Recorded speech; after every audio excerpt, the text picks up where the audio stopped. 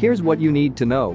It is likely too early to tell if the J-31 can actually go toe-to-toe with the American F-35. There is saying that imitation is the sincerest form of flattery, and whether that is true or not, in the world of military hardware, there have certainly been a lot of imitations, particularly in aircraft.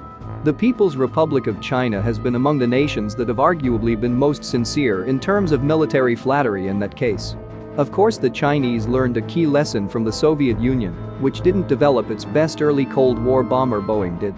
The reason that the Tupolev Tu-4 looked so much like the United States Boeing B-29 Superfortress was that the Soviet airplane was completely reverse-engineered from one of 3 repairable B-29 aircraft that was forced to crash land in Soviet territory at the end of the Second World War.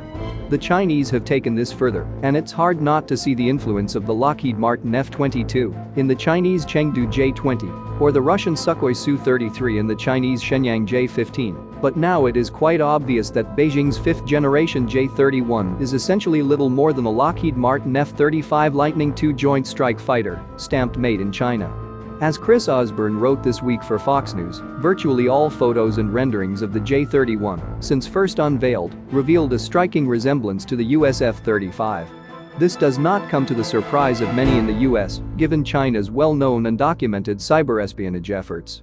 It is likely Beijing stole much of the data to make the J-31 from the United States, but that doesn't mean this copy can actually compete with the F-35. While Chinese officials have compared the J-31 to the F-35, it isn't clear if the Chinese aircraft will have the same stealth abilities of the American 5th-generation fighter. The J-31 has a stealth aerodynamic design and likely has stealth coating, but there are other factors to consider, including radar-absorbent coating materials and the use of internal weapons base. It is also likely too early to tell if the J-31 can actually go toe-to-toe with the American and Allied F-35s, and it has been reported that the Chinese fighter has received largely negative reviews when it has been seen at air shows.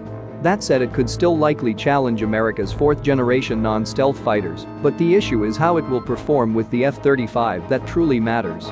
Even less clear at this point is if the J-31 will be inducted as a carrier-based naval fighter, and if so, if it could operate from the People's Liberation Army Navy's plans 2 carriers, which both utilize a ski-jump flight deck, or if it is intended for foreign customers to compete with the F-35.